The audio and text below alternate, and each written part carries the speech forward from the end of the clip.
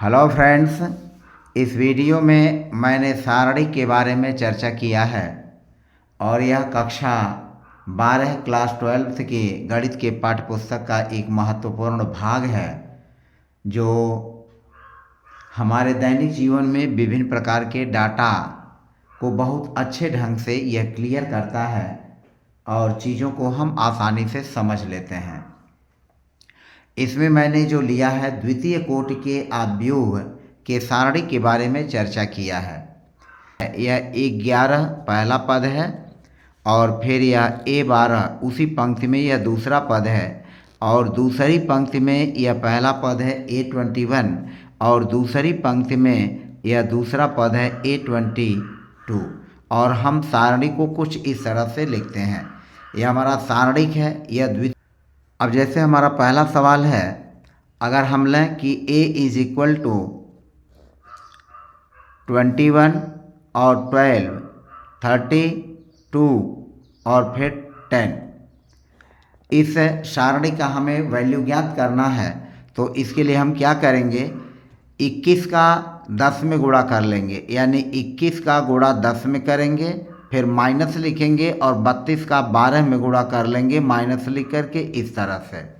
तो यह हो जाएगा 21 से 10 में गुणा करेंगे, यह हो जाएगा 210 और 32 में 12 से गुणा करेंगे तो 12 दूनी 24 को 4 और 2 और 12 3 36 और 2 हो जाएगा 38, यह हो जाएगा 384। अब हम इसमें से घटा लेंगे, 384 में से 200 घट तो ये घटेगा तो यह हो जाएगा 4 और यह हो जाएगा आपका 7 और फिर 1, यह हो गया -174। तो इस तरह से यह सारणी जो 2 गुणे 2 कोटि का जो आव्यूह है, इस आव्यूह के लिए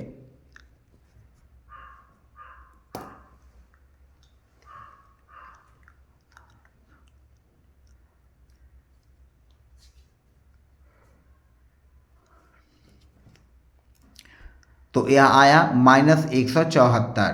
तो द्वितीय कोटि के आव्यूह का जो सारणिक है, इस सारणी का यह मूल्य हुआ।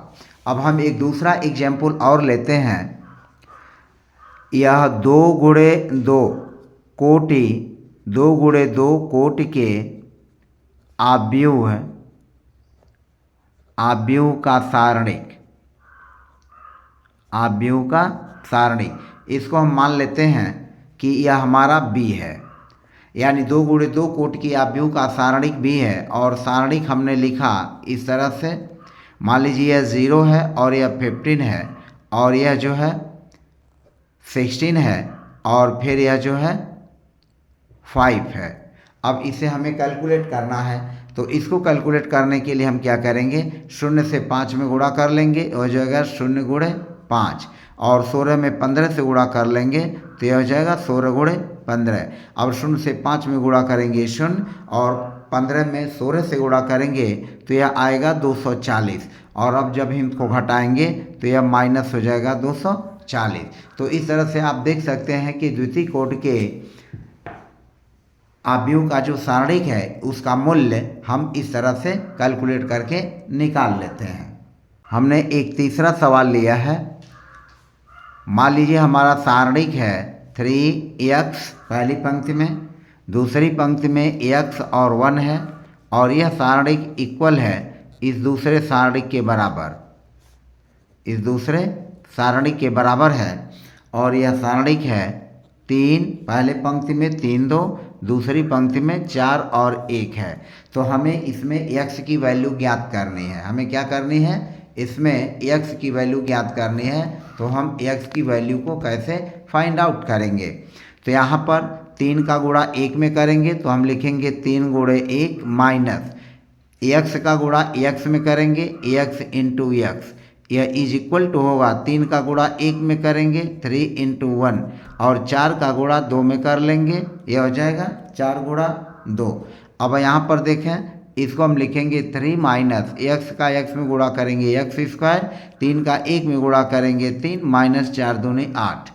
अब इसे हम जो है हल जब करेंगे तो यहाँ पर देखें यह हो जाएगा -x square is equal to 3 minus से इसको इधर पक्षांतर करेंगे तो -3 हो जाएगा और यह 3 में से 3 घटेगा 0, तो यह हो जाएगा हमारा minus X square is equal to minus 8, यानी हमारा वैल्यू हो जाएगा X square is equal to 8, यानी एक्स की वैल्यू जो होगी वह हो जाएगी plus minus under root 8 is equal to plus minus 2 under root 2। तो इस तरह से एक्स की यह वैल्यू निकल जाएगी। जैसे हमारा सारणिक ए है और इस सारणिक ए को कुछ इस तरह से लिखा गया है 2, 4 पहली पंक्ति में, -5 और -1 दूसरी पंक्ति में, और फिर हमें इसे कैलकुलेट करना है। तो 2 का गुणा -1 में करेंगे तो लिखेंगे 2 गुणे -1, और फिर यहाँ माइनस रहेगा, और फिर हम गुणा -5 से गुणा करेंगे 4 में, तो हमारा हो जाएगा 2 से गुणा -1 में करेंगे -2, माइनस माइनस यह प्लस हो जाएगा, 5 का गुणा 4 में करेंगे यह हो जाएगा 20, और 20 में से 2 घटा लेंगे 18 होगा, यानी 18 होगा। एक नेक्स्ट 5वां सवाल लेते हैं। 5वें सवाल को देखें। यह एक डिटर्मिनेंट है, यह एक सारणिक है, और यह है cos थीटा, फिर पहली पंक्ति में ही यह है माइनस साइन थीटा, फिर दूसरी पंक्ति का पहला पद है साइन थीटा और दूसरा पद है cos थीटा। इस डिटर्मिनेंट का हमें वैल्यू फाइंड आउट करनी है। तो अब हम इसे क्या करेंगे, cos का cos में गुणा कर लेंगे, मल्टीप्लाई कर लेंगे, cos theta into cos theta, फिर माइनस साइन थीटा का माइनस साइन थीटा में गुणा कर लेंगे, तो sine theta into minus sine theta गुणा करेंगे, यह हो जाएगा cos square theta, minus minus का हो जाएगा प्लस, और यह हो जाएगा साइन स्क्वायर थीटा। जैसा कि आप त्रिकोणमिति के रूल से जानते हैं कि sine square theta plus cos square theta की वैल्यू 1 होती है, तो इस तरह से इसका मूल्य हो जाएगा 1। तो इस तरह से आपने देखा कि हमने कुछ डिटर्मिनेंट्स को लेकर के एग्जाम्पल के माध्यम से इनके मान कैसे निकालेंगे, इन मानों को निकालने के लिए हमने चर्चा किया। एक एग्जाम्पल और लेते हैं। मान लीजिए हमारे पास एक डिटर्मिनेंट है, यह डिटर्मिनेंट है 2, 5 और फिर 4 और 1 स्तंभ में लिखे गए हैं, फिर इज इक्वल टू यह है 2x पहले पंक्ति में और 4, और दूसरी पंक्ति में 6 और x है। अब हमें यहाँ x की वैल्यू जो है फाइंड आउट करनी है। तो हम क्या करेंगे, 2 का गुणा 1 में करेंगे तो 2 गुणा 1 माइनस 5 का गुणा 4 में करेंगे इज इक्वल टू 2x का गुणा x में करेंगे तो 2x इंटू एक्स, माइनस 6 का गुणा 4 में करेंगे तो यह हो जाएगा 6 गुणा 4। अब यह हो जाएगा 2 × 2 माइनस 5 × 24 इज इक्वल टू यह हो जाएगा 2x स्क्वायर माइनस 6 × 24। अब 18 में से 20 में से 2 घटाएंगे तो यह हो जाएगा -18, और यह हो जाएगा 2x स्क्वायर माइनस 24।